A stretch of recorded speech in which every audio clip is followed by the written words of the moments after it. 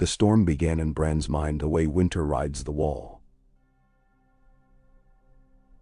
Slow, deceptive, inevitable. One moment he slept beneath the familiar rafters of the broken tower, lulled by a hearth's last sigh and the long howl of a midnight wolf pack. The next he soared through black skies that were not skies at all, but vast canvases of ancient memory. The world below glimmered red-gold in torchlight, hall doors yawning like jagged maws. Music clattered off stone. Laughter snapped to screaming. And everywhere, the smell of iron and betrayal thickened the air like a butcher's yard left too long in July heat. He flew on phantom wings, weaving between rafters of a great hall he had never entered but somehow knew. The twins. Beneath him nobles raised polished cups, etched with direwolves and trout, 7-pointed stars, crowned lions.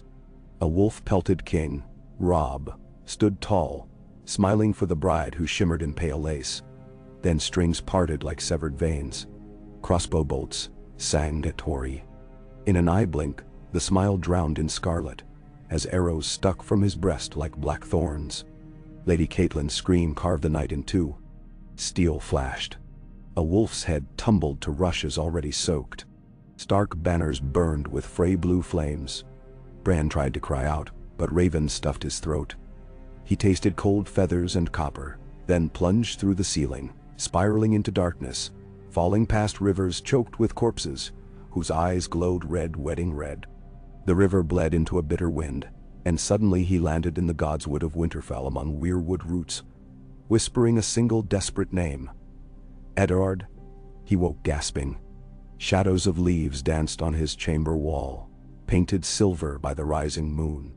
Summer lay at his bedside, fur bristling, yellow eyes wide. Bran's heart hammered so hard he feared it might claw free of his ribs. But the vision, so vivid it stung, did not fade. It was not a child's nightmare. It was a truth yet to pass, unless someone stopped the tide of slaughter. Dawn spilled dull pewter across Winterfell's courtyards when Bran ordered himself carried to father. Maester Luwin protested that Lord Stark prepared ravens for King's Landing, but Bran insisted. Hodor bore him through echoing corridors, Summer padding silently behind. They found Eddard in the solar, hunched over parchment strewn like fresh snowfall across a map of the realm. Hosts marching, alliances brewing, dangers clustering like storm clouds in every quadrant of Westeros.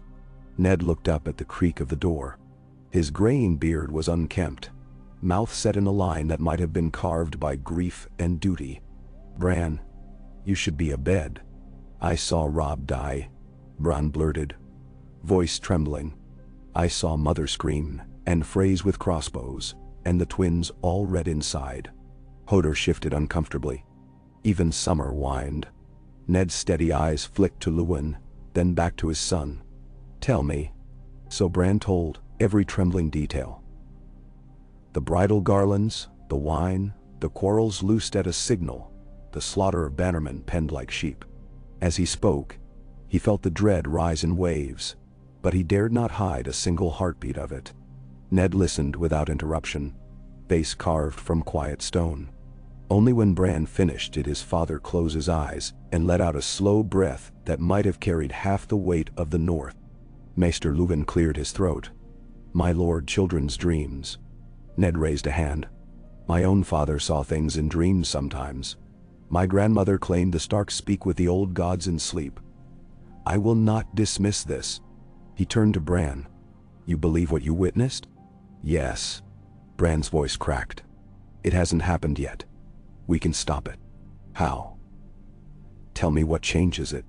Bran swallowed. The vision showed only blood, not salvation. "I don't know. But Robb shouldn't go to the twins.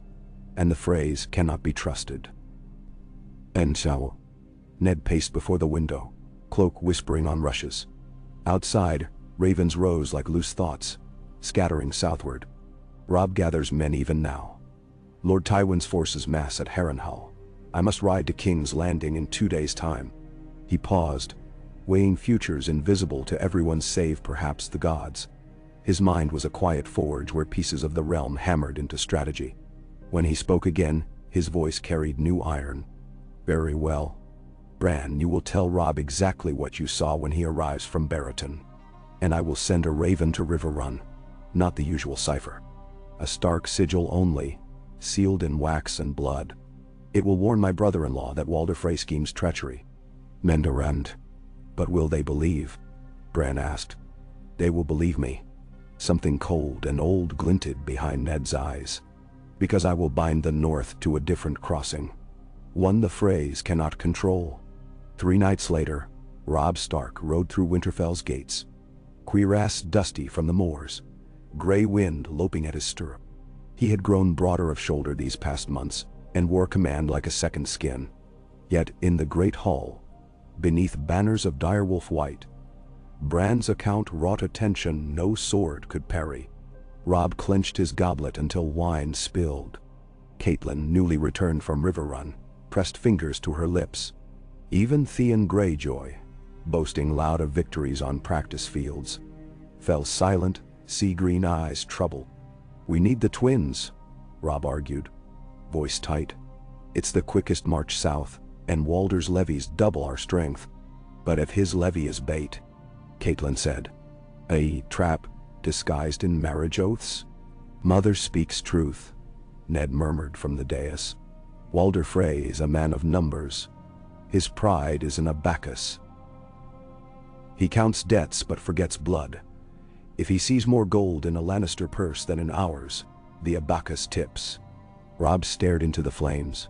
Then where do we cross the Green Fork? The only other fords are days downstream. Ned's mouth lifted in a thin, grim smile. We build our own bridge, son. A bridge of ice and Northmen's resolve.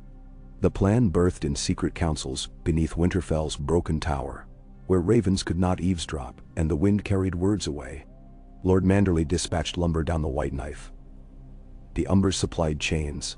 The blacksmiths of Wintertown forged spikes the length of swords. Within a fortnight, carts groaned southward laden with timber and iron. At a bend in the river, 15 leagues north of the Twins, where willow banks narrowed the current, the Stark host raised a pontoon of barges anchored by ice-thickened ropes. The Freys, cocooned in their towers, saw only smoke from distant campfires and assumed just another column of green boys testing sinew against winter. By moon's turn, Robb stood upon his new bridge, wind whipping his cloak into a living banner. Grey wind howled across the water. Behind, 15,000 Northmen, fierce and waiting. Ahead, the river rode to Moat Cailin and Barrowlands, bypassing Lord Walder altogether. Scouts returned whispering that Frey outriders shadowed their flank, nervous as field mice wary of hawks. They expected us to beg, Robb told his captains, voice carrying the cold. We do not beg. We do not kneel. We carve our own way with axe and honor. Beneath him, the ice-hugged barges creaked like giants waking. He rode onward, and the army followed across water that glittered under fat white stars. Yet visions do not surrender so easily. While war councils unfolded, Bran drifted deeper into dreams that felt less like dreams and more like crossing thresholds. He slipped into weirwood roots, saw spiders big as hounds stalking black tunnels beneath a mountain of dragon bones, felt cold fingers tug the north as though the wall itself shivered. But the red wedding nightmare returned, now changed. Robb still died, only killed not by Freys, but by a golden-clad shadow slithering through the camp in the guise of a homely serving girl.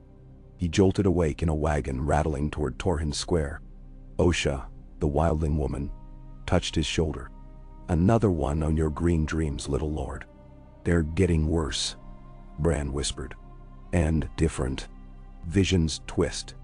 Osha glanced at the surrounding forests. The past holds its own teeth. Bite down wrong and they draw new blood. It means someone else will try to kill Robb. A woman with Lannister gold. Now. Then tell him that. Osha's tone sharpened. Send your wolves to guard his bed. But Bran felt the future slip like snowmelt between fingers. Each warning changed the path, birthing new forks, new perils. Saving Robb at the Twins might doom him on a different night. The realm's threads tangled, and Bran sensed he stood at the heart of a web wider than the neck of Westeros. Ned Stark reached King's Landing sooner than ravens could declare his coming. He rode with a lean column of picked men, entering the capital at dawn when shadows pooled like spilled wine beneath the red keep. Lord Varys, pink-cheeked and perfumed, met him at the steps of the Tower of the Hand. Whisper-soft congratulations laced with unasked questions. The court buzzed with rumors. The North had bypassed the twins. Frey levies sulked behind stone, Walder demanding recompense for insult. Littlefinger smirked in council meetings but did not yet grasp why the baithook lay untasted. When Ned sought audience with Queen Cersei to discuss royal ward arrangements, he found her alone for once, sun gilding her hair. She regarded him like a sword balanced on a trigger. "Tell me, Lord Stark," she purred, "why do wolves march yet refuse safe bridges?" "Because some bridges collapse under treachery," Ned replied. Her smile hinted at horizons of malice. How tiresome it must be to see knives in every shadow. Knives can hide behind smiles. Ned bowed stiffly and quit her presence. Behind him her laughter dripped like chilled wine. By the time the northern host reached the Riverlands, Tywin Lannister had moved from Harrenhal to the fields west of Pinkmaiden. Red banners arrayed like rising suns. Scouts whispered of a new strategy. The old lion offered gold to any lord willing to turn coat. Walder Frey took the gold, yet without a Stark bride to lure, the trap faltered. So Lord Tywin sharpened a different blade. Sir Jaime's outriders harried Stark vanguards, darting in, burning supply wagons at night, vanishing into morning mists. Each dawn brought ash and loss. But Robb adjusted. Slower marches, double scouts, decoy wagons stuffed with pitch that burst when Lannister torches touched them, igniting Jaime's own riders. War became chess played with live steel. Catelyn rode beside her son, mined a storm of raven feathers. She held Ned's letters close, each word an iron link. "Keep faith, trust the boy with the broken legs, for he sees farther than any maester's spyglass." She prayed by weirwood campfires, lips moving silent as wind through snow. In dreams she heard the Tully words: family, duty, honor. Echoing through red corridors she refused to enter. South of the Tumblestone, campfires dotted a meadow ringed by ash trees. Robb called council. Great John Umber, the Karstark heirs, Maeg Mormont, whose voice boomed louder than any man's, Roose Bolton silent, save for his perpetual half-smile, enough to chill a heart. They argued crossing points, siege engines, grain. Night deepened. Robb dismissed all but Bolton, who lingered like a pale wraith. "My scouts captured a message, my king," Bolton murmured, offering a parchment marked with a blue rock sigil. Robb unsealed it. Gold spilled across words. An offer from Lord Tywin to any northern lord who delivered the young wolf's head. 1,000 dragons, lordship in the south. Amnesty for all followers. When Robb looked up, Bolton's eyes gleamed in firelight, unreadable. "Many men love gold," Bolton said. "Yet a true lord fears the songbards will sing if he sells his honor for Lannister coin. Song or no, some will take the bargain." Robb folded the parchment. It felt hot, like coals. "We ride at dawn. Move the camp each night. Let no man know our orders until the horn blows." "Now." Bolton bowed, cloak slipping like shadow. When he left, gray wind growled after him. Far in the north, Bran knelt beside the heart tree. The crimson-lined face seemed to watch him with ancient sorrow. "Show me," Bran whispered, palms pressed to rough bark. "Show me where the next dagger lies." The air turned brittle. Leaves rustled in a wind he did not feel. Bran's mind fell into the tree's veins, sliding along sap that tasted of centuries. He saw white snow sweeping across broken towers, Winterfell burning. He saw a pale king with eyes blue as frozen dawn raise hands and corpses answered. He saw a lion and a kraken dancing on a cliff of bones. He saw a bolt cross a tense canvas and Robb lurch as red blossomed on his back. The killer wore gray armor with no sigil, face hidden by darkness. Bran cried out, wrenching free. The old gods whispered without pity. Men die even in mended futures. Vision is not salvation, only guidance. But guidance might suffice. Ravens flew from Winterfell that night bound for Robb's encampment. "Guard your tents. Trust not faceless sellswords." Even as the birds winged south, a shadow detached itself from the forest near the Stark camp. Jean Westerling, escorted by her mother, bearing wildflowers and an innocent smile. She sought audience with the young wolf, offering healing draughts and gentle company. Robb, weary, pledged courtesy. Catelyn watched with narrowed eyes. The Westerlings were sworn to Casterly Rock. Could their sudden loyalty be true compassion, or a blade wrapped in silk? That question would shape fates, but Bran could not see its answer yet. He only felt the stage shift, pieces sliding into new peril. And far away the twins loomed empty, their feast hall bereft of corpses that never died there, banners unstained by red they never spilled. In King's Landing, Ned Stark stood before the small council, voice steady as frost. Walder Frey plots against the realm, while Lannisters fund treason at every gate. The king must act. But King Robert was gone, lying drunk and bruised from a boar hunt, breath sour with wine and regret. Instead, Queen Cersei answered with honeyed malice. The realm cannot prosecute rumors, Lord Hand. Present proofs, or cease this fear-mongering. Littlefinger chuckled softly. Renly Baratheon rolled his eyes skyward. Pycelle dozed. It was Varys who finally spoke. Silk over steel. Perhaps Lord Stark is right that Frey loyalty wavers, yet the crown in its wisdom might persuade Lord Walder to remain steadfast, with a surety of marriages more fitting than any northern pact. More Lannister gold. Ned scowled. Gold buys loyalty as strongly as fear. Cersei murmured. Not the loyalty we need. Ned turned away, refusing to lock horns with lions in their den. He would send more ravens, more warnings. He would protect his son with ink and steel both. But he felt currents turning, as if every step he took in the capital twisted the knives aligning far from his sight. On the Trident's misty banks, Robb's outriders captured a squire wearing Lannister crimson beneath a peasant's cloak. Bolton's men delivered him to Catelyn, who questioned him beneath a willow. The boy, shaking, confessed a plot. 10 sellsword archers hired to creep into Robb's pavilion that night. Trade bolts for coin. Gold cloaks from the capital funded them. Their captain hid in the camp as a merchant of spiced wine. Catelyn's stomach lurched. She sent Grey Wind racing for Robb, while Bolton's men melted into dusk to hunt sellswords who now hunted their king. Night dropped like a black banner. Between tents, torches flickered. On every perimeter, Stark guards doubled posts, eyes sharp over spear tips. Somewhere, crossbow strings tightened in gloved hands. Somewhere else, Bran's ravens circled, croaking warnings. Midnight chimed in distant wolf howls.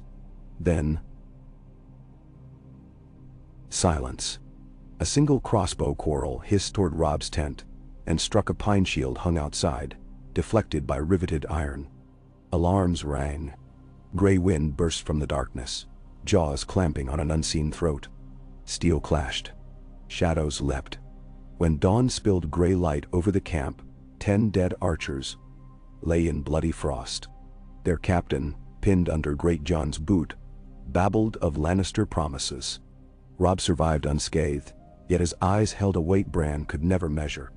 Word of the foiled assassination swept the realm like wildfire on dry grass. Walder Frey, hearing of it, retreated deeper into stone towers, uncertain which side destiny favored. Tywin Lannister's frown deepened. He turned his armies toward River Run, hoping to draw the Starks into open field, where even prophecy could not shield them from mailed fists and armored hooves.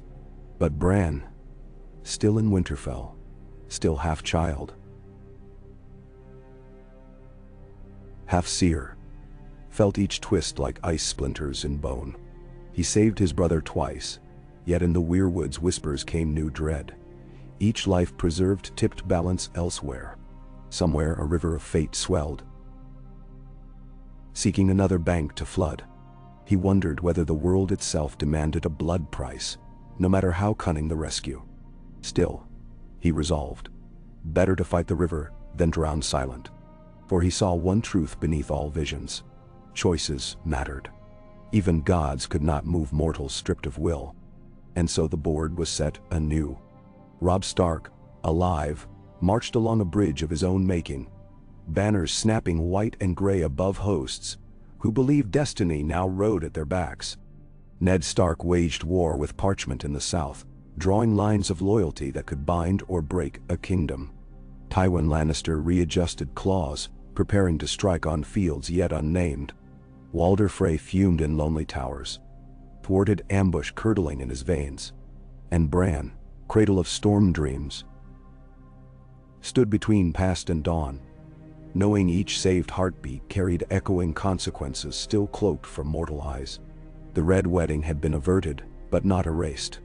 Its specter lingered, seeking new flesh to claim. And as ravens wheeled across a winter-pale sky, a quiet promise wandered the wind. The song is not done. Every verse survived birth's a darker refrain. The wheel turned on toward blood-bright horizons, and the boy who dreamed of wolves braced himself for further nights, where other halls might yet run red, unless he learned to weave a future stitched thicker than old prophecies and the greed of men. Okay. Robb Stark rose before dawn, rousing himself from dreams of bridges snapping under storm weight. The camp outside Pink Maiden smelled of damp wool and wood smoke, of horse musk and freshly sharpened steel. Frost filmed every helm and spear, turning the host into a silent garden of crystal stalks, until the first fires kindled. Gray wind patted at his heel as he strode the muddy lanes between tents, greeting sentries with a nod that felt heavier than armor. Each man touched fist to breast. Each pair of eyes sought assurance their king yet breathed. The failed crossbow ambush had poisoned the night air with suspicion. Now every cookpot hiss, every leather flap in wind, whispered of hidden blades. Robb paused beside the blacksmith's forge where embers glowed like dragon eyes in the gloom. Gendry Waters, a burly lad sent north from Winterfell's smithy to shoe the war horses, hammered a dent from a breastplate. Sparks flew, stinging Robb's cheeks. He watched a moment, soot dancing like fleeting stars, and found strange peace in the rhythm of anvil and hammer. The realm's simplest truth: iron yields only to patience and force. When Master Helman Tallheart approached with dawn's reports, Robb listened while staring at the line where gray sky met darker forest. Scouts sighted Lannister outriders to the south again, Tallheart said. Red cloaks this time, not the sellsword gray your mother warned us of. They kept their distance. Testing numbers, I wager. Any banners? The Black Lion of Crakehall. Sir Adam commands them. Robb flexed gloved fingers. Sir Adam Crakehall had broken spear lines at the Mummer's Ford. A dangerous night but predictable. He favored shock charges in narrow valleys. Double the pickets near the Elm Ridge, Robb said. Dig pits and line them with stakes, cover with leaf duff. Let Crakehall's destriers find them first. Tallheart saluted and tromped off. Gray wind nudged Robb's hand, pupils black moons within molten gold. The Dura wolf sensed another presence before Robb heard the soft crunch of leaves. Catelyn Stark emerged from the trees, cloak wool thick, cheeks ruddy from cold. She carried a roll of parchment sealed in blue wax. Riverrun's answer, she said. My brother Edmure sends trout, words, and worries. Lord Tywin's column has turned west of the Red Fork. They burn every village on their path. Wow. Robb unrolled the letter, reading Edmure's steady script. He asks that we strike Tywin's flank before Riverrun is surrounded, Robb murmured. An appeal edged with guilt. Catelyn touched his arm. He fears we diverted from the twins for Bran's sake and left southern riverfolk exposed. We diverted for the realm's sake, Robb said, though doubt nipped him. Still, Tywin cannot corner Riverrun. If Riverrun falls, we lose the Tully host and the Riverlands bleed out. Catelyn studied her son.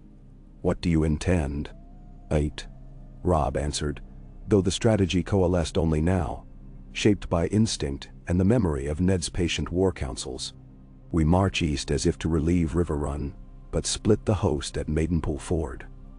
The larger part skirmishes Tywin's scouts, draw his eye, while I lead 7,000 men across the Stonehenge path onto his rear. And the bridge? The pontoons hold for Manderley reinforcements. Walder Frey may yet attempt mischief. The Manderleys can meet him on the Green Fork. Robb rolled the parchment tight, tie strings snapping under chilled fingers. Send ravens to White Harbor. Wyman will relish shielding our flank. He owes House Frey no kindness? Caitlin exhaled into the frigid air, breath pluming like weaving ghosts. Your father would approve, she said. Would he? Robb managed a small smile. Sometimes I fear I only imitate father's steadiness while turmoil churns my gut. Even your father's gut churned. Caitlin placed a kiss on his brow. Hold to honor, but trust the wolf inside when banners clash. That wolf kept you alive in the cradle, and last night. Robb nodded. Heart. Hammering anew, he turned toward the awakening camp, mind already mapping rivers and timelines, enemy supply routes and his own men's fatigue levels. The war demanded not only valor but endurance, a lesson the young wolf felt like an arrow nested by bone. Far above the meadow, a kestrel wheeled in slow arcs. Within its keen yellow gaze, tents shrank to cloth scabs, men to motes scurrying across frost-bitten earth. But the eyes behind the eyes were Bran Stark's, perched inside the broken tower of Winterfell. Body nestled in furs, Bran slipped into the world of wing and wind. He tasted updrafts, felt each subtle flick of feather, and marveled at the hush that blanketed morning far south where he soared. Through the kestrel, he sought signs of Lannister banners, but from this height most sigils blurred to color. He banked east, gliding toward a plume of smoke curling above dense oaks, too thick for a cook fire. He swooped lower until arrowheads bristled in treetops. A supply caravan burned, wagons blistering in flame. Dead oxen sprawled nearby, tongues swollen. Gold caparison fluttered on a toppled chest. Lannister. But among the slain, Bran saw a northern mantle. A dead Serwyn scout, throat slit. Northmen had ambushed the caravan, yet paid price in hidden crossbowmen. Lives for wagons, victory or waste. Bran flapped hard, ascending, heart prickled by sorrow for the nameless Serwyn lad. Every skirmish bled the North's future. He circled once more, storing the image, then let the kestrel dive toward a field flush with last year's barley stubble. There a body of horse marched, not Lannister crimson nor Stark gray. Purple mantles trimmed in bronze, the sigil an apple pierced by spear. The red apple Fossaways riding for Tywin. Southern Sellswards, hateful of winter's bite. Bran bade the kestrel climb. Once high he released the borrowed flesh and felt himself drain back through invisible tunnels. Down into the godswood where his own eyes opened. Summer sat beside him, ears twitching. Hodor stood by the heart tree, humming some lilting nonsense. Bran drew a ragged breath. Another vision? Maester Luwin asked, stepping from behind a root, raven feather quill tucked behind ear. Yes. Bran's voice felt smaller than the wind's sigh. House Fossaway rides to join the lions, and a caravan burned. Luwin drew notes on a slate. I will dispatch word to Robb, if ravens can find him swiftly. Ravens and wolves. Bran stroked Summer's shaggy neck. I must try again tonight. Farther south. Father always said a commander sees most clearly when he stands above the field. I stand higher now. Luwin's brow furrowed. Bran, each time you fly your strength wanes. The flesh must rest. There is no rest while the realm quakes. Bran stared at the heart tree's bloody eyes. The old gods chose me. I will not fail Robb, not after the twins. Luwin sighed. Then at least eat heartily. You cannot scry on an empty stomach. Hodor bent, lifting Bran gently. Hodor, he murmured, voice reverent as cathedral bell. Together they left the godswood for the great keep. Summer padding after. Shadow long in the pale sun. Bran felt every inch a boy, and something older than castles. In his heart he carried both dread and determination. Threads twining into a fabric he scarcely understood yet would wear all the same. Within King's Landing, the Red Keep buzzed with uneasy rumor. Ned Stark paced the solar that once belonged to Jon Arryn, moonlight spilling through narrow arrow loops. On the desk lay scrolls stamped with direwolf and trout, Falcon and Kraken. Alliances tenuous as eggshell, yet essential. Across a chessboard of ivory and jet, Lord Varys sat, soft hands folded, watching the hand of the king with eyes bright as oil. "You walk the floor as though it were red-hot iron, my lord," Varys whispered. "Might I fetch you wine? I need truth more than wine." Ned halted. "Your little birds, have they nothing of Tywin's next strike?" "They sing of gold wagons moving west," Varys said, "to pay new rapers, pillagers, and southern houses eager to taste river grain. Yet their tune changes with each sun. Gold buys them new songs, I fear." "Then we strike at the purse," Ned muttered. "Cut Tywin's supply lines." "My dear lord." Varys leaned forward, voice feather light. "You stand in the heart of the lion's den behind walls the king barely commands. The purse you wish to cut dangles from the queen's own girdle. Slice it, and she bleeds you quicker than any sellsword troop. Then Merwan? I have faced Lannister daggers before. Indeed. Yet consider another route. Withhold what she craves most. Legitimacy." Varys tapped a slender finger on the chess queen carved from onyx. "Rumor's talons can tear as keenly as steel. Whisper that Lord Walder's betrayal was purchased by Cersei's coin. Let that rumor fly to every bannerman. When gold loses the mask of honor, fewer men will reach for it." Ned stared at the eunuch, then at the swirling city lights beyond the window. King's Landing lay sprawled, rooftops shining like scales on a sullen beast. He hated rumor's art, dishonor cloaked as tool, yet war forced soiled methods. "You would have me wage lies against lies," he said. "A lie that shields innocence may be a mercy." Varys's voice held a strange sorrow. "Better perhaps than a sword flashing too late." Ned contemplated the black queen piece, weighing steel and shadow. At last he spoke. "Draft the rumor. I will judge its wording myself." "Of course." Varys rose, robes whispering. "And remember, Lord Stark, in this city, silence is never empty. It is only waiting to be filled." "And now why?" 2 days' ride east of River Run.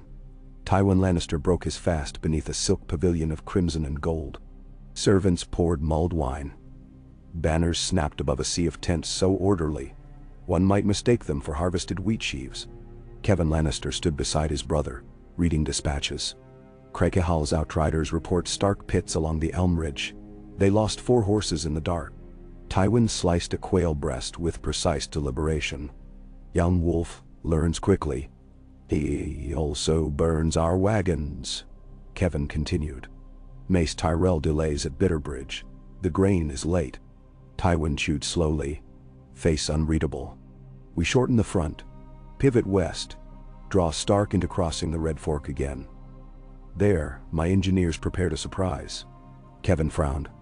"But River Run will be starved soon enough." Tywin dabbed lips with silk. "The boy marches on pride. Deny him victory strokes. Let winter gnaw his supply line, let distrust sprout within his ranks, and he will tear himself apart." A horn blared outside. 3 rising notes. A messenger knelt, dust-caked, offering a sealed scroll. Tywin opened it, scanning. Thin lines carved deeper across his cheeks. "Bad news?" Kevan asked. "Unfortunate." Tywin rose, hand resting on the gilded pommel of his longsword. "Roose Bolton requests parley under truce." Kevan's brows lifted. "Bolton. Seeking terms. Terms or treachery," Tywin mused. "But if the Leech Lord smells advantage, we listen. Summon a small honor guard. No banners, nightfall on the barrows near the Blue Fork. And if Bolton means to betray," Tywin's eyes gleamed beneath gray brows, "then we gift him betrayal first." Roose Bolton's camp squatted at the edge of a shallow brook, where willows dipped lamenting branches. Fires burned low, reflecting in his pale irises like twin coals. He read Tywin's reply twice, lips twitching in a smile too thin to be warm. By the embers, his bastard son Ramsay knelt, sharpening a flaying knife on whetstone. The rasping stroke threaded the hush between tents. Ramsay glanced up, doggish grin slick beneath lank black hair. "Will the lion bite, father?" Lions bite when cornered, Bolton murmured. He will come. Alone or not, he believes he commands each move. Them? And you will offer him the king in the North's head? Bolton's smile vanished. I offer him a conversation. Much can be won by words before blades drip. Ramsay inhaled, eyes bright with feral delight. Words first, skins after. Bolton folded Tywin's letter. Ready our swiftest riders. If terms satisfy, we may change tides without spilling northern blood. If not, he looked to the fog-silvered brook. We still possess knives. Ramsay's grin widened as he sheathed the flayer's blade, anticipating future songs sung in screams. On the march eastward, Robb convened captains beneath a crooked oak at sunset. Maps spread across a barrel. Candles guttered in the restless wind. The air smelled of coming rain, heavy and metallic. Greyjohn Umber bellowed that they must charge Tywin headlong. Mage Mormont snarled counter, that rivers writhed with Lannister traps. In their midst, Jane Westerling stood silently, shawl drawn tight, offering a skin of mead to soothe throats. Catelyn eyed her, suspicion hidden behind half-smiles. Robb traced finger along a contour. We split tomorrow. The main host crosses the stone hedge path. I ride west with Grey Wind, Talhart, Karstarks, Mormonts. Greatjon remains with the faint under Galbart Glover. His loud voice will keep the lion's attention. Dandy.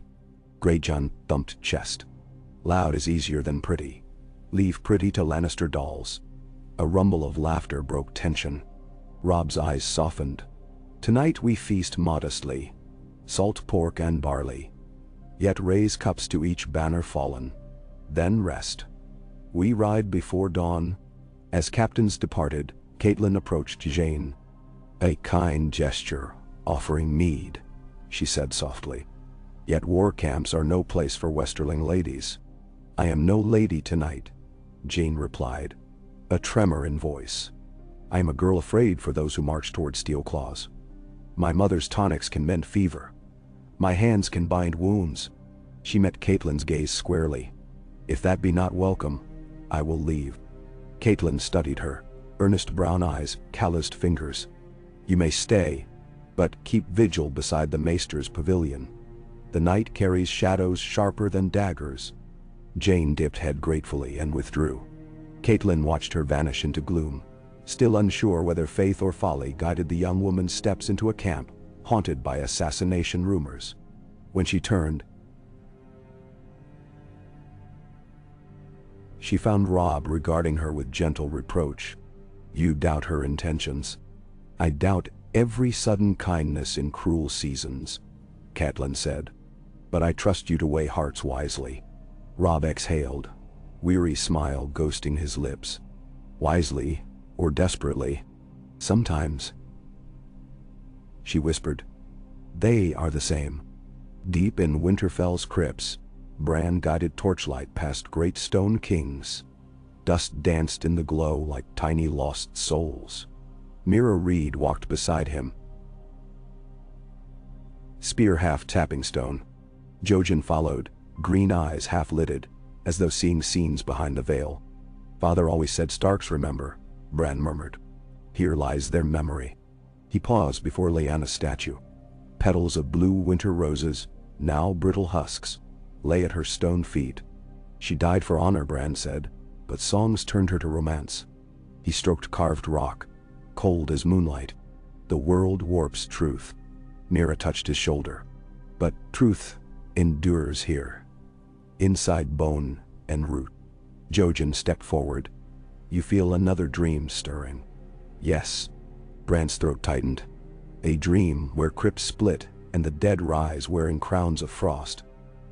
I think the wall bleeds. Jojen closed eyes, voice distant. The white shadow tide crawls ever south, but not yet. First, gray hands must choose red or gold. Bolton, Bran realized.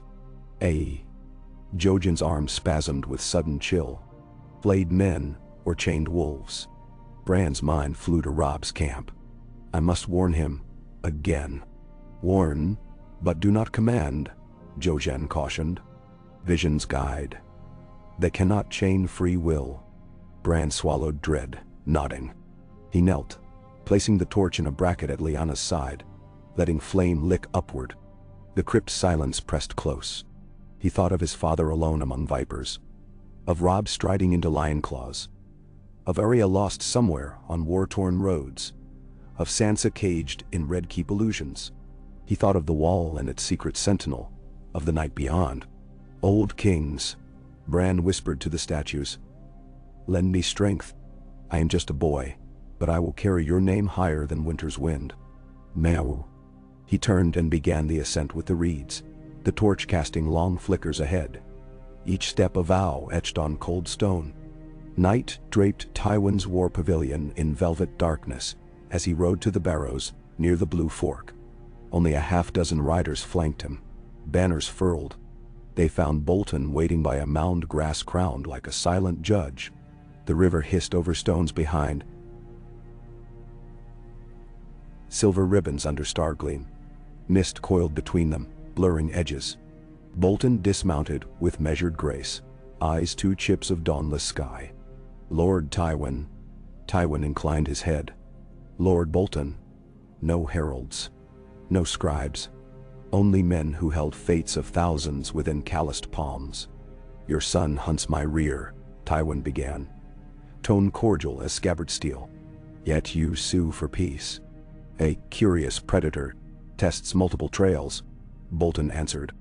Stark victories to date owe much to surprise. Surprise dwindles. Winter grows. Tywin's mustache twitched. You propose a realignment, Bolton said. The North bleeds. The Freys bleed trust. Offer me rightful governorship of the North under Lannister protection. I deliver you the young wolf, alive or conveniently deceased. Then, a breeze swayed tall grass. Tywin studied the Leech Lord, weighing risk like a jeweler. Ambitious. Practical. Bolton's voice, barely above rustle. The boy inspires but cannot sustain. His bannermen hunger, his coffers drain. Loyalty cracks along purse strings. Bolton's pale lips curve. Cracks my blade may widen. Quietly. Tywin clasped gloved hands behind back. Deliver me proof of capability. Weaken Stark host, open river crossing, and we will draft terms. Fail, and the lion's jaws will close on you next. Bolton bowed just enough. I do not fail. Tywin mounted again. We shall see. He gestured, and red cloaks escorted him into the night. Ramsay emerged from shadow behind his father, eyes alight. Soon? Ramsay hissed. Soon, Bolton said, staring at receding torch dots. But timing must be perfect. Perfect. Like a flayed flank. Ramsay licked lips. Hunger, palpable. Bolton ignored the image. He gazed south where faint thunder rumbled. Not storm, but hooves. War's tidal drum, drawing toward its new crescendo. Robb's split-host gambit, unfolded beneath a sky, bruised with dawn lilac. The faint column, banners high, churned dust along the river road toward River Run, horns blaring defiance. Meanwhile, Robb led his spear-tipped contingent through whispering wheat fields, each stalk beaded with overnight sleet. They avoided farmsteads to preserve secrecy, though gray plumes rose behind them from torched barns where Lannister foragers had looted.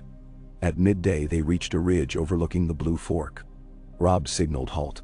Below, Tywin's vanguard, Crakehall Knights and Dagos Oakhart's infantry, milled across shallow ford, forming outer cordon of the main camp. Supply wagons still rolled in fat with grain and arrow shafts. Perfect for striking. Robb conferred with Talhart and Mage Mormont. We attack at dusk, he said. Light cavalry first. Smash through the grain wagons. So fire. When their lines scramble, the Karstark foot charge from the eastern rise. He pointed with gauntlet. I'll lead the center with Grey Wind. When do we sound the horn? Karstark Harrion asked, face thin yet eyes blazing. 8 the third torch, Robb answered. Surprise and speed, or all is lost. Mormont grinned, teeth white against wind-chapped skin. I like the smell of lost Lannister wagons. Smells like cooked lion. As captains dispersed, Jane approached Robb, basket in hand. My mother's willow tea, she said, shy. It strengthens lungs. My uncle swears by it before rides. Robb accepted the earthen mug. Steam curled, scent earthy sweet. He thanked her with a gentle smile, and felt sudden quiet inside his chest, as though calm settled about him like a cloak. Watching her retreat, he wondered if her kindness truly sprang from simple hearts, or from deeper currents of chance. He sipped the tea, tasted faint wintergreen, and put doubts aside. War forced hope in small sips. North of them, gray wind prowled the ridge, nostrils flaring. He scented man-blood and horse dung, and something else. A sour trace of fear. The dire wolf's muscles shivered. In his skull, Bran touched lightly. Not to command, only to share eyes. A battlefield seen from lupine senses. Gray wind glimpsed Lannister watchfires, heard men boast in false bravado, smelled grease dripping from roasting boar. Bran pulled back, heart pounding with primal adrenaline. He rushed to Maester Luwin's turret. Robb attacks tonight. We must pray. He clenched small fists. And we must brace for Bolton's betrayal. I tasted flayed skin in dream. Luwin startled. Flayed? Dreadfort's sigil. Bran rasped. If Bolton turns, the field grows darker. I will send another raven, Luwin said. Quill already scratching parchment. But Bran feared words too slow. He closed his eyes beneath candle glow, searching for Robb and the wolf again, desperate to lend warning through instinct if not speech. Distance tugged like thick mud, yet he pressed. Twilight bled into a raw ember sunset. Lannister sentries muttered about the sudden chill. A distant horn sounded. Not Stark, but some shepherd's call? They shrugged. Shadows lengthened. From the east came wind carrying the tang of damp fur. The first wolf howl tore the dusk. Gray wind atop the ridge, silhouette stark against flaming sky.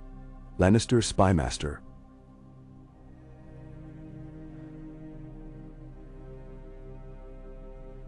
Sir Forley Prester shouted an alarm.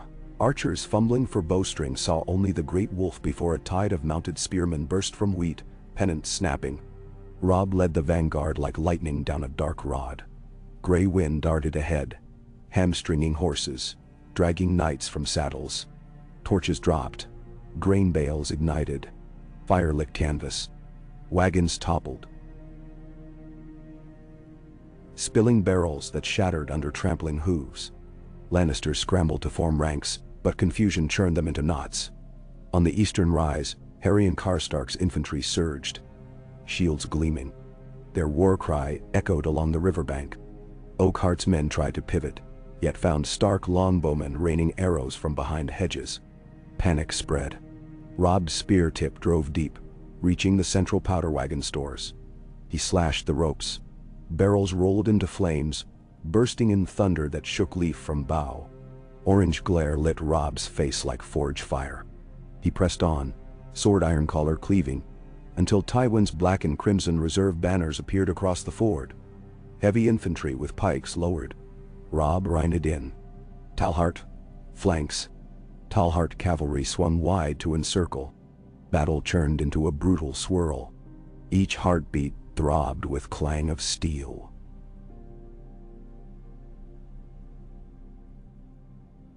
Screams. The hiss of arrows. The high whicker of wounded horses.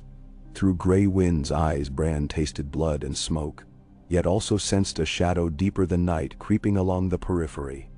Men in stark colors, but wrong scent. Bolton's riders. They cut across the battlefield with precision, ostensibly pursuing fleeing Lannisters. Yet their path arced toward Robb's rear. Bran urged Grey Wind, a throb of urgency, and the direwolf pivoted, bounding toward the encroaching riders. Roose Bolton himself led them, expression placid under helm. His lance tip bore no pennant. As he neared within 30 yards, Grey Wind broke through dust cloud, snarling, body low. Bolton's horse spooked sideways. The Lord rained hard, eyes narrowing at the wolf. At that instant, Robb glanced back and saw Bolton's bannerless advance. Something inside him chilled. Bran, channeling through gray wind, released a raw howl. Warning carried on primal pitch. Robb's head snapped toward the sound. He recognized betrayal. He signaled a horn blast, triple note. A Stark men responded, wheels grinding to interpose shield wall between Bolton and their king. Bolton slowed, mass calm. His riders hesitated, uncertain. Mage Mormont galloped to Robb's side. Bolton shifts. Want him flayed? Hold! Robb barked. Let him speak. The field turns our favor regardless. He stared Bolton down across 20 yards of churned turf. Bolton raised visor. My riders chased fugitives, he said smoothly. Your wolf misread intent. Intent cloaked in dust, Robb retorted. Signal your men to fall back and regroup north side. Bolton inclined head, gestures to his men. They trotted away, yet their eyes flicked like carrion crows. The moment passed, but trust cracked. The battle ended with Lannister forces routed across the ford. Many drowned in their own armor. Fires consumed wagons into the night, sparks whirling to the stars. Stark dead numbered under 100. Lannister losses near 1,000. Yet victory tasted of ash to Robb, for Bolton's shadow lengthened behind every triumph. Catelyn oversaw triage by torchlight, ripping linen for bandages. She knelt beside a young Mormont spearman missing half an ear, singing Bear Island lullabies until his convulsions eased. From the gloom, Bolton approached. Gauntlets spotless. You fought well, Catelyn said, hiding distaste. War teaches clarity, Bolton replied. Clarity demands swift ends. An odd reflection for one whose spears strayed dangerously near my son's flank. Bolton's eyes glinted. Mist disorients even disciplined men. I regret confusion. And now wonder. Regret is a thread. Repeat it, and I'll weave a noose. Bolton bowed faintly. I will heed the lady's loom. He departed. Jane came to Catelyn's side, carrying waterskins. Lady Stark, you look faint. Just weary. Catelyn wiped sweat. Thank you. Jane knelt, pressing a damp cloth to Catelyn's brow. For a heartbeat, a glint of gold flickered at Jeannie's wrist. A bracelet etched with Lannister lions. Catelyn's breath caught. Jane noticed and quickly tugged sleeve over it. A gift from my cousin, she murmured. Old? Sentimental. Sentiment sends daggers these days, Catelyn said. Voice mild but eyes sharp. Jane lowered gaze, cheeks flaming, then hurried away. Catelyn watched her vanish into tents, and felt isolation wrap cold fingers around her spine. She had saved Ned from southern intrigues once, but war birthed hidden plots like maggots in carrion. She prayed for Bran's far-flung sight, for songs of hope, yet feared even the purest vision might warp in mortal hands. In King's Landing, the rumor Varys crafted spread faster than pox. By midday, fishmongers gossiped that Walder Frey sold pies to pay debts owed Cersei. Pies baked with Stark meat if need be. By dusk, gold cloaks chuckled that Frey daughters were promised to Lannisters, in exchange for a river of gold. Small folk whispered that the twins would drown in red if ever a Stark crossed again. The story mutated, each telling fouler. Cersei summoned Varys to the Queen's solar, flanked by Sir Boros Blount. Her smile glinted like shards. Your little bird's croak lies that stink of northern mud. Birds choose their own songs, your grace, Varys replied, bowing low. I only listen. You will pluck their tongues before sunrise. Cersei paced, green gown swishing. If these rumors sour Walder Frey, my father's campaign slows. My ears are ready, Varys said. But tongues grow faster than they can be plucked. Then we cut heads. Cersei halted inches from him, perfume laced with venom. Start with the hand. He sources this rot. Varys lowered lashes.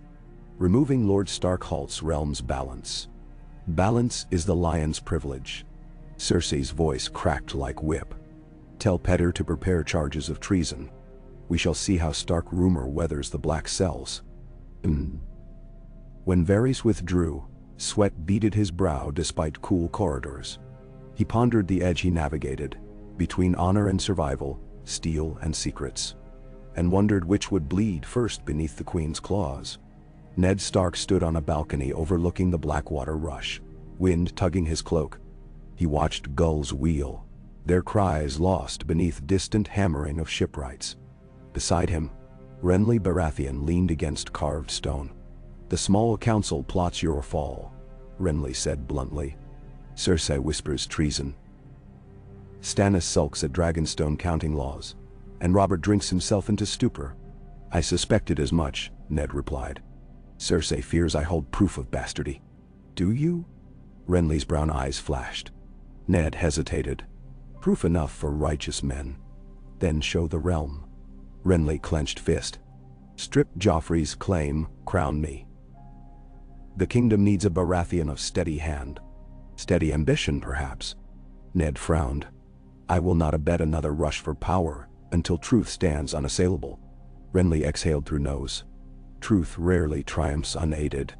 Choose allies before the board shifts beneath your feet." "Ben Mawain." "Robb needs me clear of dungeons," Ned conceded. "Yet honor cannot bend to convenience." Renly shook head. Half admiration, half exasperation. "Honor forged too hard shatters, Lord Stark. Temper it." He strode away, cloak flaring green and gold. Ned gazed at frothy waters and felt the currents of kingdom swirling, tugging his footing. He thought of Bran's plea. Do not dismiss the unseen. Perhaps the gods meant guidance, not comfort. He turned toward the Tower of the Hand, determination setting jaw firm. He would gather proof tonight, or break seeking it. On the plains north of Pink Maiden, Robb's camp resettled amid scorched earth. Chirping crickets replaced war cries. Yet watchfires ringed double, sentries paired. Inside Robb's command tent, Bran's raven message, Bolton's foreshadowed betrayal, lay upon the table, ink barely dry. Robb paced, Catelyn seated with elbows on knees. "You suspected," she said softly. "I trusted anyway." Robb rubbed temples. "And trust nearly cost us. Bolton claims confusion, but next time confusion will plunge steel into my back." "Oh, Indimna. What will you do? Reassign him to rear supply where mischief can be watched?" Robb halted. "Yet removing his levy risks numbers. We must court new allies. The Crannogmen could strike Lannister lines from swamps," Catelyn offered. "Howland Reed owes your father bond of war." Robb nodded. "And the mountain clans under Lady Stonehouse, fierce fighters unaffected by Bolton's whispers." He poured wine into 2 cups, handed one to his mother. They drank in silence a moment. Then Robb spoke, voice low. "I sense war turning. Not by swords alone, by hearts. If lords fear each other more than lions, we lose." Catelyn set cup down. "Then show them a heart stronger than fear." Robb met her eyes, and in that look, Catelyn saw her son as both boy and king. Innocence hardening into something luminous and sad. He bent over the table, drafting new orders. Outside, gray wind lay across opening flap, amber gaze scanning night for ghosts. At Bolton's dusk-dark pavilion, Ramsay hummed off-key as he polished knives. Roose studied maps by lantern glow. The bastard paused. "Shall I slip into Stark camp? A single cut ends tonight." "Then now one shot." "No," Bolton said. "Stark expects my treachery now. We wait. Tywin promised terms. Let the lion strike first. We strike second on weakened prey." Ramsay's grin drooped a sullen pout. "Waiting is cold." Bolton's pale eyes never left the map. "Winter is colder. Yet we survive by conserving heat and hunger. Our patience will feast on warmer blood soon." Ramsay returned to sharpening, each rasp a subconscious countdown to violence deferred. Beyond the wall, an icy gale moaned through dead pines. This far north, the sky burned with ghost lights, pulsing green ribbons. On a crag overlooking endless whiteness, a figure cloaked in black furs knelt, Benjen Stark. He watched frost silhouettes move upon snowscape. Tall, statuesque, their eyes glow knives of cerulean fire. He clutched the dragonglass dagger at belt. A single thought echoed. The wall defenses weaken while Southerners squabble. He rose, heart hammering like forge. If the living would not unify now, they would kneel later beneath winter's true lord. He turned south, striding toward Shadowy Pass where his ranging companions awaited. The message he carried must cross 700 leagues, to his brother's son who bore a wolf crown, and to the crippled boy who saw beyond flesh. Night's most ancient enemy stirred. For all the wars of men, the final war already marched. Bran woke in Winterfell's rookery, cheek pressed to wooden floor, ravens cawing overhead. Maester Luwin crouched beside him. "You overreached," Luwin chided gently. "Your nose is bleeding." Bran wiped blood, mind hazy with echoes of wolf fury. Bolton chill, icy specters. Robb lives for now. He met Luwin's worried gaze. "But greater storms gather. I felt them north of the wall." "The wall stands," Luwin soothed. "It has held 8,000 years." Bran closed eyes. Walls crumble when men forget why they stand. He struggled to sit.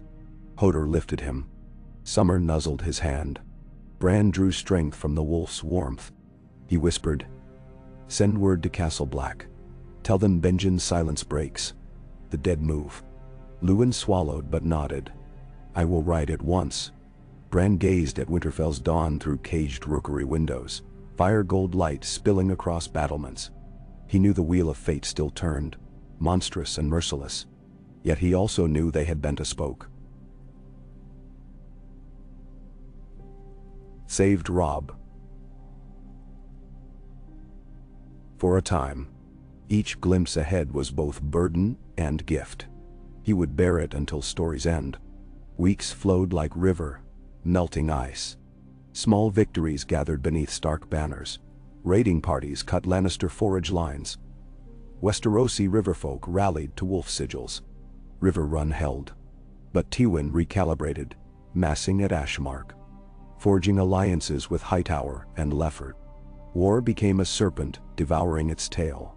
Each gain birthed new peril. In King's Landing, Ned visited dungeons, retrieving parchment from the late Jon Arryn's effects. He read by sputtering torch the genealogy that unmasked Cersei's children. He resolved to confront Robert after the morrow's hunt. Varys trailed him through corridors like a silent shade, already fearing outcomes. At Pink Maiden, Robb summoned bannermen to winterize supply lines, urging smiths to craft lighter horse barding for swift raids. Bolton complied outwardly, yet his men camped apart, banners furled, a shadow pack inside the pack. At night, Bolton and Ramsay sent riders to Tywin, sealing the next coil of treachery. Bran dreamt ravens turning white with frost, wings crusted by rime. He saw a tower by the sea, where a lone girl embroidered direwolf heads into new banners. He saw Theon Greyjoy standing on a galley deck, torn between Kraken and Wolf Dada. He saw Sansa kneeling before Cersei, forced to write letters meant to lure the North into traps. He woke shaking, determined to send warnings inside warnings. The realm balanced on the thinnest edge, a bridge of ice and resolve.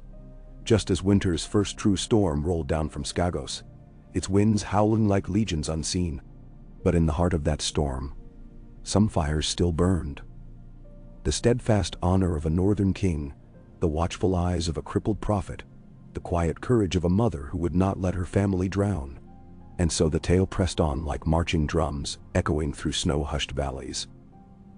Unbroken, unbowed, and far from over. Robb Stark stood beneath a cold sunrise the color of watered milk, hands braced against the rough pine of the command table, listening to ravens cry across fields rimed in frost. His soldiers stirred around him, stamping life into numb feet, but the king's thoughts lay nights away. With Bolton's banners that trembled on the edge of treachery, with Tywin's columns coiling like smoke down the riverlands, with the shadow of winter howling beyond the wall. He felt each question in his chest like a caged hawk beating its wings. Answers fluttered near, never settling. A soft step in the mud announced Catelyn's arrival. She carried no scrolls this dawn, only a steaming cup of willow tea, fragrant with bitter bark. Robb accepted it with a nod of gratitude, savoring the warmth against his chilled fingers. "Your captain's weight," Catelyn murmured. "I know." Robb's gaze roamed the horizon where strips of gray cloud masked the sun. "I woke half the night counting spears. If Bolton's strength leaves us, our number shrinks by nearly a quarter. And Karstark's men grumble that their vengeance, Jaime Lannister, remains caged in River Run's depths instead of trust for a headman's block. Dander. Karstark's blood will boil until quenched in Lannister gold or Lannister life," Catelyn said. "But vengeance cannot outpace caution." Robb straightened, setting the cup aside. "Then let caution show teeth. I mean to honor Haryon Karstark's valor with a mission worthy of his fury. We raid the Lannister baggage lines near Stony Septot. It keeps our enemy hungry and gives Karstark steel to bite. Benatran. Roose Bolton holds the segment of river nearest that road." Catelyn's tone sharpened. "You will have to cross his land. I will ask leave of it publicly." Robb's eyes narrowed with iron resolve. If he refuses, his betrayal stands naked before every northern eye. Catelyn laid a hand on his arm. "A wolf cornered is still a wolf. But be wary. Bolton's cunning is bred deep. He will not bare fangs unless the strike is sure." Robb inhaled the sharp, resinous scent of pine. "Let him weigh certainty. We strike by week's turn. Gray wind leads our vanguard. Haryon will see his red rain. And now." Gray wind, lying nearby with paws crossed, thumped his tail as though he understood. Catelyn's gaze lingered on her son, love and worry, braided tight. "I will send ravens to River Run and to White Harbor. Wyman Manderly's ships can choke Lannister ports, and Edmure can pressure Tywin's western flank." "Thank you." Robb offered the faint ghost of a smile, the one that used to light his face as a boy. "I would be lost without you." "Then do not lose me," she said, squeezing his arm once before turning toward the scribe's pavilion. Robb watched her go, feeling a pull of gratitude so fierce it hurt. Then he called for his captains, voice ringing against the chill, and the morning's council began. Ned Stark climbed the tower steps in King's Landing 2 at a time, cloak snapping like a banner behind him. Sleep had eluded him. Dawn found him hunched over Jon Arryn's ledgers, piecing bloodlines he would sooner forget. Now urgency spurred his stride. Robert hunted in the Kingswood, due back by midday, and Ned intended to place the truth in his friend's hands before Cersei's schemes clamped shut. Ser Barristan Selmy awaited at the solar door, white cloak trailing pristine. He inclined his head. "Lord Hand." "Ser Barristan." Ned paused. "I will ask you to stand witness to what passes between the king and me this hour." Selmy's blue eyes studied him a breath. "I serve the realm, my lord. And truth, when it is spoken by a just man." Ned nodded gratitude and pushed inside. The solar smelled of beeswax, parchment, and stale wine. Robert slouched beneath stained glass panes depicting dragons aflame, removing a quilted jerkin stiff with boar's blood. His cheeks shone red, whether from the ride or last night's drinking. "Gods, Ned. Look at me," Robert grumbled. "A boy again, rolling in muck with a beast twice my size. We brought the boar down, aye, but not before the bastard tore my leg. Maester Pycelle's got me swilling poppy syrup already." "You should rest," Ned said, voice taut. "Rest is for the dead." Robert tossed the jerkin aside. "What brings the hand so solemn to my door at a crow's caw? More woes from the north. Woes enough for every corner of the world." Ned stepped close, producing a folded parchment. "Robert, I ask you to read this." Robert's brow furrowed.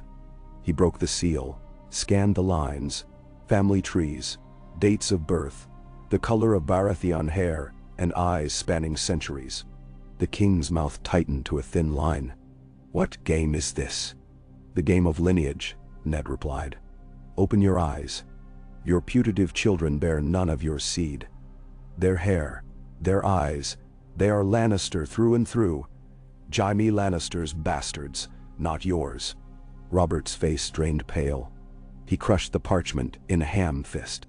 "You speak madness, treason." "No." Ned's tone softened, but would not bend.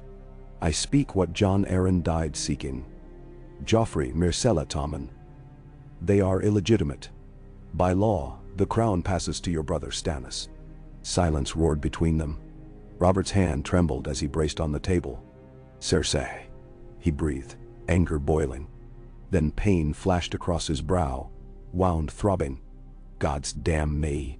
Let me place you under guard until we can. A crash cut him short, the door flung open. Renly Baratheon strode in, green cloak swirling, eyes bright with alarm. Brother. Word spreads that the Queen summons you to audience now. Urgent. Robert snarled. She can wait. Would that she could. Renly glanced from Ned to Robert. There are rumors of Frey treachery, whispers that you conspire with the North against the crown. Ned stiffened. Lies. Lies weaponized, Renly warned. Cersei moves and half the court with her. Robert's breaths came ragged.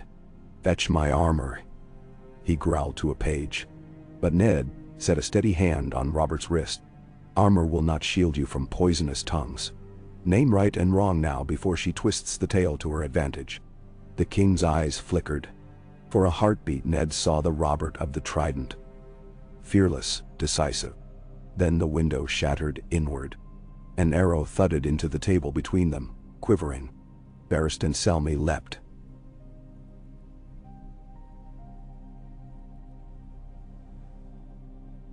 Maeve raised, Renly swore. Ned drew sword, scanning jagged glass. Outside, on a rooftop, figures in gold cloaks scurried. They shoot at the king? Selmy barked. Cersei has loosed her dogs, Renly muttered. Robert stared at the arrow, lip curling. Blood from his bandaged leg dripped onto the rushes. No more, he said, voice low as distant thunder. Ned, take me to the throne room. Barristan, guard us. Now. Selmy nodded once.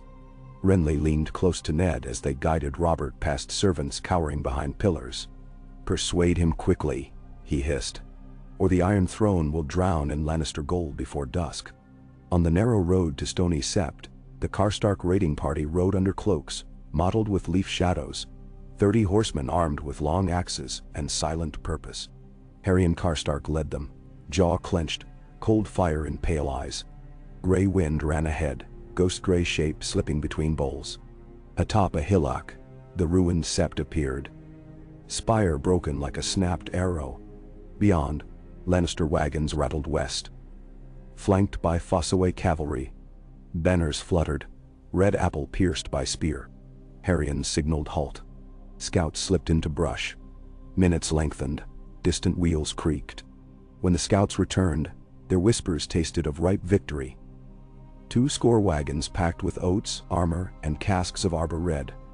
Perhaps 100 guards no heavy horse. Haryon raised his axe, sunlight gleaming off the blade. For Rickard, he muttered, his slain brother, and kicked his destrier into charge. Silent hoofbeats thundered down the slope. The first volley of Stark arrows hissed, dropping outridders before alarm could rise. Gray wind lunged at a horse's throat, sending rider tumbling. Karstark axes split skulls, rent mail. Smoke blossomed as torches found tar barrels. Wagons burned bright as dawn. Fossaway men rallied around Ser Brian Fossaway, Green Apple Scion Torot. He bellowed orders. Spears bristled, yet Karstark fury breached their weak shield ring, shattering it like rotten ice. Haryon spied Ser Brian. Charged. Their mounts collided. Haryon's axe swept down, cleaving helm and heroics both. Minutes later, the road lay littered with bodies and shattered barrels spilling wine into dust. Haryon wiped blood from his visor, chest heaving. The taste of vengeance sat strange on his tongue. Sweet, but not sating. Gray wind trotted back, fur singed from leaping aflame. He dipped muzzle to Haryon's hand, then bounded into brush, nose high. Haryon surveyed the burning line. Supplies lost to Tywin. Northmen's hearts swelled. But in remote corners of his mind he wondered if robbing wagons ended grief, or only stoked the pyre higher. Bran Stark dozed by a hearth in Winterfell's library. Quill spilled beside half-written letters. Pages fluttered under draft.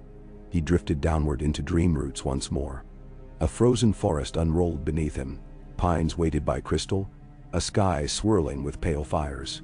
Shadows walked, tall, joint cracking, eyes blue as shattered stars. They carried spears of silent ice. Behind them came dead men in ragged black, skin brittle, mouths mute. Bran soared overhead as a white raven, heart hammering. He saw the wall loom, ice cliffs glowing faintly. Saw shadows slip through a tunnel where iron gates lay twisted and blackened.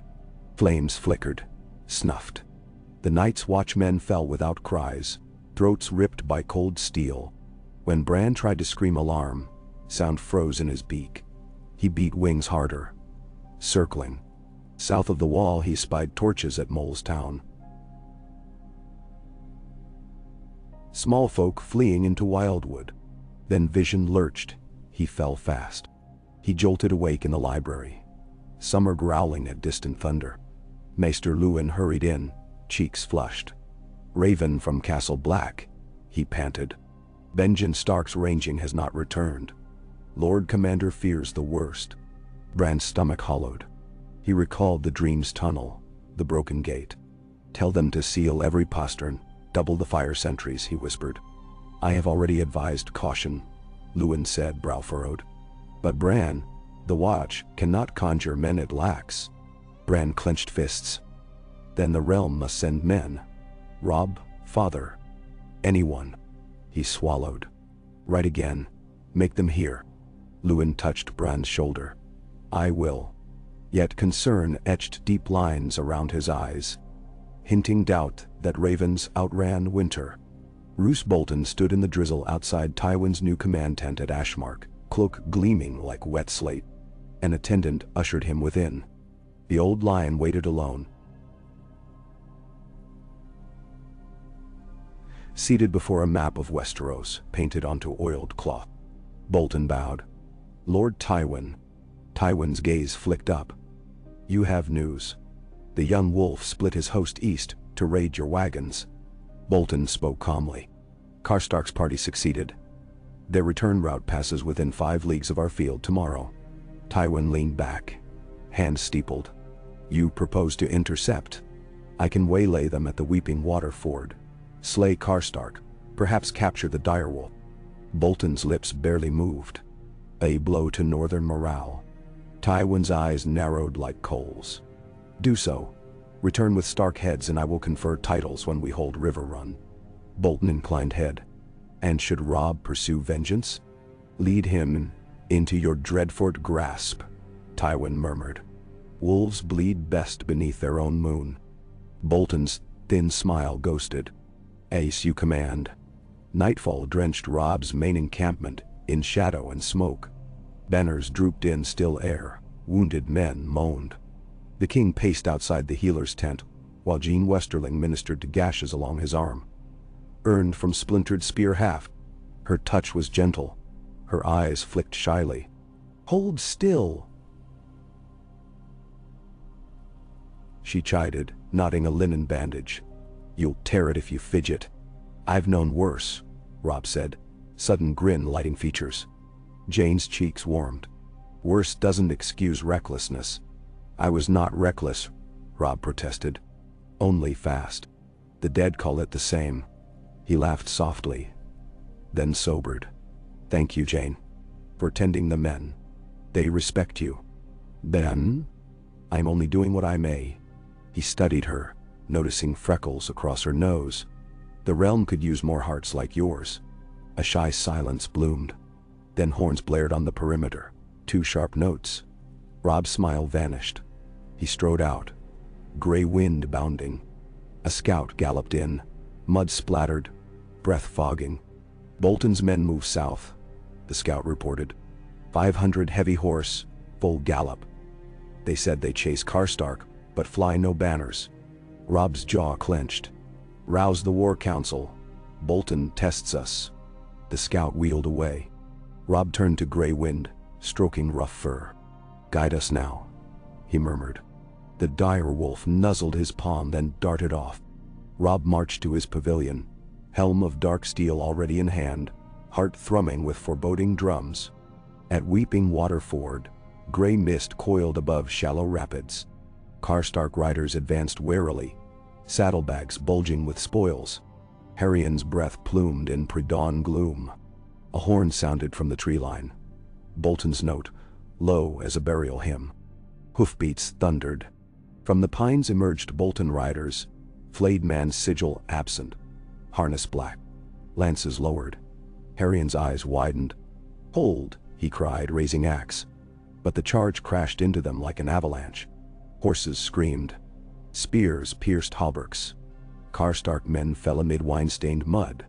Bolton, masked helm gleaming, rode at Harrion. Axe met sword. Sparks flew. Splashing water, both traded blows. Gray wind appeared, hurling himself at Bolton's mount, ripping its thigh. Horse toppled. Bolton rolled clear, cloak swirling. Chaos churned.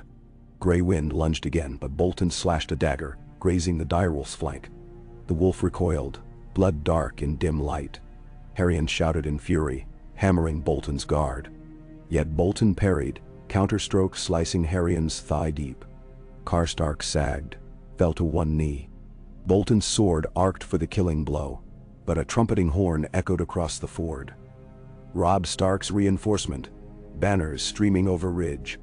Northern cavalry stormed, great John Umber at the fore, roaring like thunder. Bolton spat a curse, signaling retreat. His men wheeled, vanishing into mist. Robb leapt from saddle, knelt by Harrion. "My king," Harrion rasped, voice thick with pain. "Ye betrayed." "Peace," Robb urged. "Maester will staunch it." He called for litters, hand pressing wound. Gray wind stood nearby, growling after receding hoofbeats. Blood dripped from his flank. Robb stroked him with shaking hand. Anger pulsed through his heart like wildfire. When Harrion was borne away and the last Karstark wounded tended, Robb turned to his bannerman. "Roose Bolton has shown his true colors," he said, voice cold enough to crack stone. "He rides under no banner but treason. Spread word through every tent. Bolton is outlaw to the north."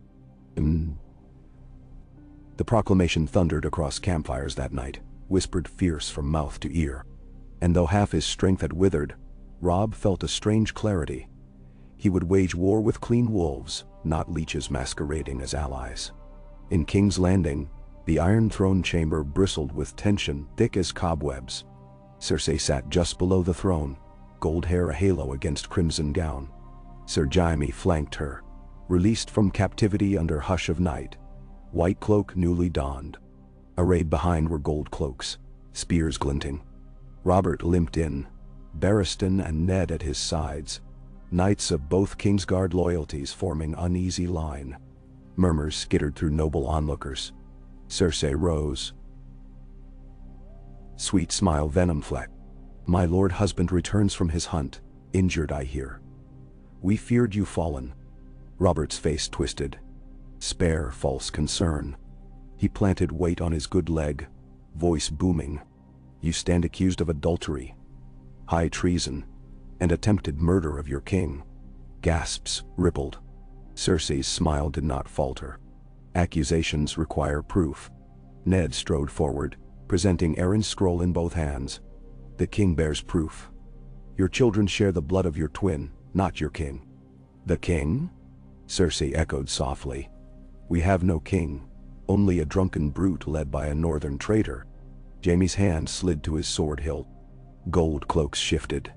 Barristan Selmy's voice rang like a bell. "Hold! No steel dishonors this hall." Robert drew breath. "Cersei Lannister, I cast you aside. Guards." But Cersei raised a gloved hand. "Seize them." Gold cloaks surged forward, pikes leveled at Ned, Barristan, even Robert. Jaime stepped toward the king, eyes cold. Renly, lurking near a pillar, drew blade lightning quick, slashing a path toward exit. "Storm's End men with me," he shouted. Robert roared, swinging his warhammer, catching a guard high. Bone crunch. Barristan parried 2 lances, age forgotten. Ned clove a spear, angling to cover Robert's wounded side. The throne room exploded into chaos. Squires screamed. Courtiers fled. Tyrell knights dashed in to support Renly. Lannister men swarmed. Ned fought with grim purpose, but numbers pressed. A mace struck his shoulder, pain flared. He saw Barristan shielding Robert, blood seeping from the king's thigh wound reopen. Jaime slid in, blade glimmering. Enough, Jaime hissed, sword flicking. He caught Robert's hammer haft, twisted. The king stumbled against marble steps, groaning. Guards pinned Barristan's arms. Ned swung at Jaime, who parried with mocking ease, but 3 spears leveled at Ned's back forced him to still. Cersei walked forward, calm amid pandemonium. "Lord Stark, you are relieved of all titles. My son will sit the throne." Robert spat bloody saliva. "Tut. Joffrey is no son of mine." "No," Cersei agreed, eyes shining cruelty. "Because you are no longer my king. Sir Barristan, escort Robert to the dungeons, alive. Lord Stark as well." Barristan hesitated. Honor and oath battled within. Jaime placed a blade tip at Selmy's hip. "Do it, old man, or fall." With tortured eyes, Barristan obeyed. Robert's howl rattled pillars as shackles clapped. Ned met Renly's gaze. Brief flicker only, before Renly and his Stormlanders slipped free through side door. Thus the lion seized the city. Tyrion Lannister returned to the capital that eve, dust laden from the high road, unaware. Shay dozed in the litter. Bran rode ahead whistling. At the gate of the gods, gold cloaks barred entry. The captain bowed low. "Lord Tyrion, by command of Queen Regent Cersei, you are to proceed directly to the Red Keep. No detours." Tyrion raised a brow. "Has my sister prepared a welcome feast or the headsman's block?" The captain's uneasy smile answered little. Tyrion sighed, motioned Bran. "Best polish our wits. Seems my dear blood buys daggers anew." Shadows deepened around the imp as he passed beneath towering gate towers. He felt the game's board upheaving again, and wondered which pieces yet obeyed dice. Beneath the solitary moon, Bran perched on Winterfell's battlements. Wrapped in furs, summer lounging close. The white ghost lights of Aurora wavered faint at northern rim. Bran's breath puffed tiny clouds. He slipped into wolf dream.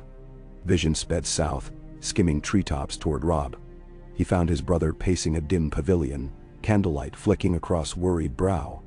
Gray wind lay stitched with fresh bandage yet alert. Bran pressed consciousness through the wolf, offered comfort, a soft pulse of shared blood. Robb paused, eyes lifting. Gray wind chuffed and nudged his hand. Robb's lips curved, pain-softened smile.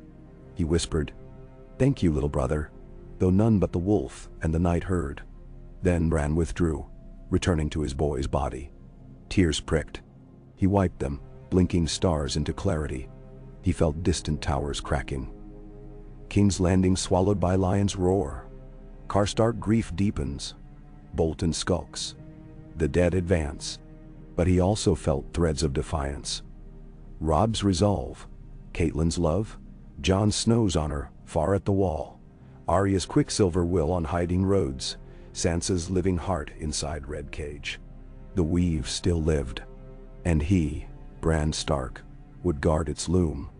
Atop the fist of the first men, Jon Snow breathed freezing air sharp as shattered glass. The Night's Watch great ranging camped below. 600 black brothers. Fires sparse. Lord Commander Jorah Mormont stood beside Jon. Spyglass trained north. "See those lights?" Mormont rasped. "Fires that die too quickly. Shape of outriders. The enemy feels us." "And thou?" Jon's jaw tightened. "If half-hand scouts speak true, the free folk gather under Mance Raider. But something else drives them south. Fear." Mormont lowered the glass. "Aye. Fear of shadows that kill kings in their tents, so they say." Jon remembered Benjen's last tale, eyes haunted. "We must warn the realm. We must first survive to carry warning." The old bear clapped Jon's shoulder. "Go. Rest while you can." Jon nodded, descending toward campfires. In his satchel lay a letter never sent. Bran's urgent words of White Walkers breaching a gate. Jon would show it to Mormont at dawn. Still, He doubted even parchment could convey dread carved into Bran's trembling quill strokes. Above, the half-moon vanished behind bruised clouds. Snow began to fall. At the Dreadfort, Ramsay Bolton trudged spiral stairs to a candlelit cell. He carried a sack of mail plucked from Karstark dead, trophies to torment. Unlatching the door, he entered, nodding to flayed man guards posted at corners. On a rack, a gaunt prisoner hung, a Fossaway rider captured days prior. At Ramsay's appearance, the rider's eyes stretched wide. "Time for talk," Ramsay sang softly. He withdrew a dirk glowing red-hot from brazier. Steam hissed where the blade met flesh. Screams shredded the air. Outside the walls, a raven settled on battlements, head cocked. If eyes could speak, its black beads would have bled condemnation. But the Dreadfort swallowed screams, and the doors remained closed against mercy. In Riverrun's solar, Edmure Tully paced while Brynden Blackfish watched with arms folded. A messenger raven perched. Message stripped. "Robb declares Bolton outlaw," Edmure muttered. "He seeks our rapid strike to seize the crossing at the Twins." Blackfish's scarred brow furrowed. "Walder Frey may yet barter passage if threat looms at his gate. But if Bolton allies with Tywin, the Twins could open to Lannisters." Edmure paused. "Then we ride north, not west." "No." Blackfish shook head. "We hold Riverrun. Let Manderley ships harry Freyports. If we abandon the Trident, Tywin marches unchecked, and Robb stands cut off. That boy outmaneuvered Tywin before." Blackfish's voice carried faith like tempered steel. "We play our part. Hold the Riverlands." Edmure exhaled. "Very well. Draft orders. Light every beacon. The Tully fish swims yet." At dawn, Robb convened his war council in an abandoned barn, beams sagging overhead. Greyjohn, Meg Mormont, Galbart Glover, and Catelyn clustered round. The air smelled of hay and smoke. "Bolton's treachery changes our board," Robb began. "He rides south to Tywin. We cannot chase with half-starved men." He unfurled a fresh map. "Instead, we cross the Green Fork above the Twins. Manderley barges assemble there now." "Frey will scream," Great-Jan chuckled. "Let him." Robb's eyes sparked. "Walder's insult cost lives. He earns no courtesy. We march tonight under cloud cover. Grey wind scouts banks." Catelyn spoke. "What of Karstark blood feud? Harrion lives, but his men thirst for vengeance on Bolton." "They will have it when we meet him on our terms," Robb said. "Not his ambushes." Mage Mormont thumped fist to chest. "Bear Island stands." The council murmured assent. Plans formed swift as flint sparks. Supplies, watch rotations, false campfires to mislead Lannister spies. Robb ended with solemn vow.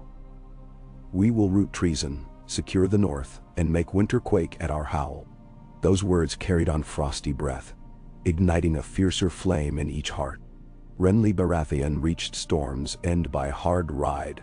Banners tattered. He called his lords to hall by torchlight. Blue-green shadows, dancing. "Cersei seized the throne," he announced. "Robert sits chains. I claim the crown by blood and right." "Who stands with me?" Mace Tyrell, arriving that day with Highgarden hosts, shared glance with daughter Margaery. Ambition smoldered in his eyes. High Lord voices rose, some cautious, others eager. Renly lifted golden antler helm onto dark curls. "The realm deserves a smiling king, not a boy bastard or iron-handed lord. Tomorrow we march for the Stormlands muster. Justice rides with us." Tyrell clasped Renly's arm. "Highgarden seeds flourish best under warm sun. We will make it so. A pact born of roses and thunder, destined to tilt war's axis yet again." Sansa Stark knelt before Cersei in the Queen's solar, candles flickering. Tears streaked her cheeks. "You will write." Cersei commanded, voice silk sliding across steel. "Tell your brother the king still lives, safe under new regency, and bid him lay down arms." Sansa's hand shook above parchment. "He won't believe. Then you will make him." Cersei's fingers brushed Sansa's braided hair, deceptively gentle. "Right of your love for sweet Joffrey. Promise Robb fair treatment for all Northmen who bend the knee." Sansa swallowed. Memory flashed of Septa Mordane's decapitated head, of her father dragged away. Yet she dipped quill. The words bled across page, lies shaped by terror. When finished, Cersei smiled condescending approval, sealing the letter with lion wax. Somewhere deep, Sansa vowed her own quiet war, the war of patience.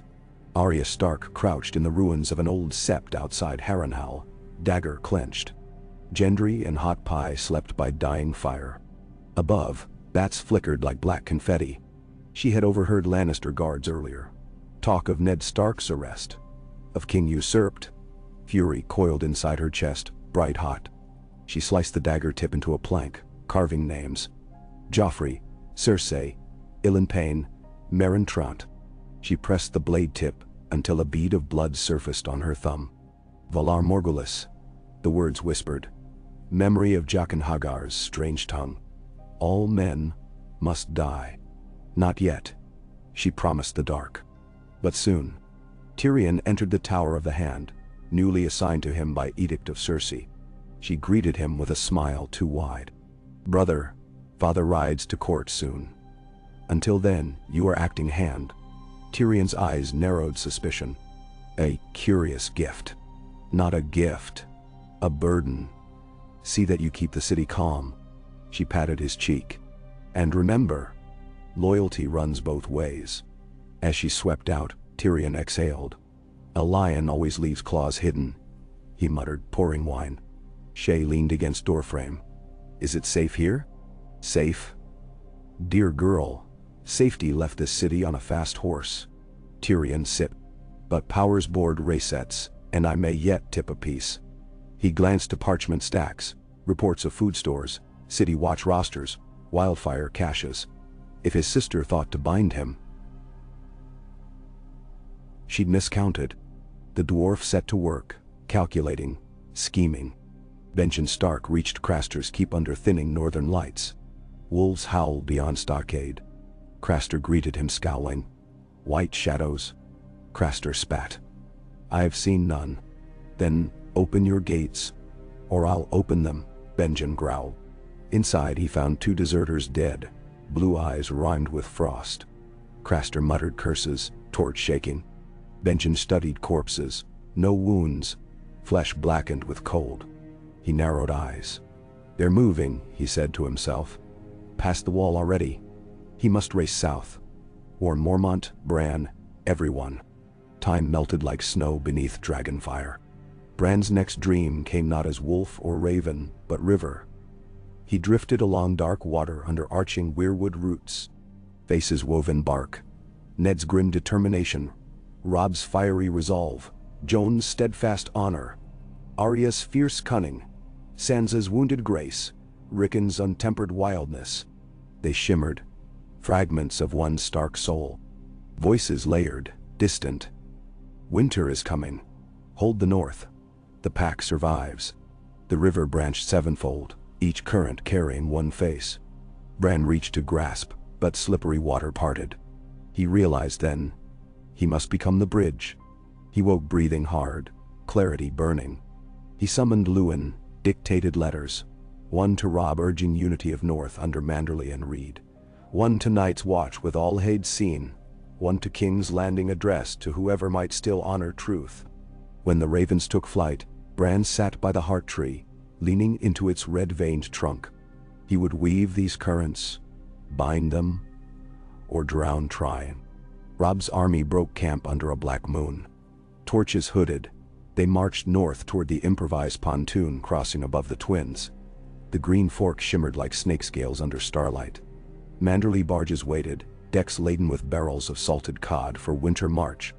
As first ranks crossed, Robb rode at their head, gray wind loping by. Snowflakes swirled, harbingers of the season tightening its fist. Behind, Frey towers flickered with angry torch clusters. Walder's watchmen gawking uselessly as prey slipped their snare. In the hush, Robb felt ancestral drums beat. Winter fell. Winter fell, not to retreat, but to rally. The North must gather in its own bones, sharpen every fang, purge betrayers. By dawn, the host pressed into frosted plains beyond the river, leaving ferrymen howling curses behind. Robb breathed crisp air, tasted home on wind. Yet far to the south, he knew king, father. Sisters trembled beneath lion's paw. He whispered a vow into winter. I will free them. Caitlin rode with rear guard, cloak whipped by gusts. She scanned horizon where arrow of black smoke rose. A village burning, maybe Bolton's work, maybe Lannister. She prayed silent. In her saddlebag lay Sansa's coerced letter, arrived by raven at dusk. Every sentence reeked of Cersei's hand. Yet she would not share it with Robb until the burden could steel, not weaken him. As hooves beat on frozen sod, Catelyn reached for courage drawn from river and wolf both. She would not let her cubs scatter to winds. She would bind them, or bleed in the attempt. Ned Stark sat shackled in a black cell's chamber that stank of mold and rat droppings. Moonlight dripped through a slit, silver on stone. Across the corridor Robert Baratheon lay bound, leg wound suppurating. Ned strained against chains. Soft footfalls approached. Varys appeared, torch-casting spider-limbed shadows. He glanced at guards asleep from wine.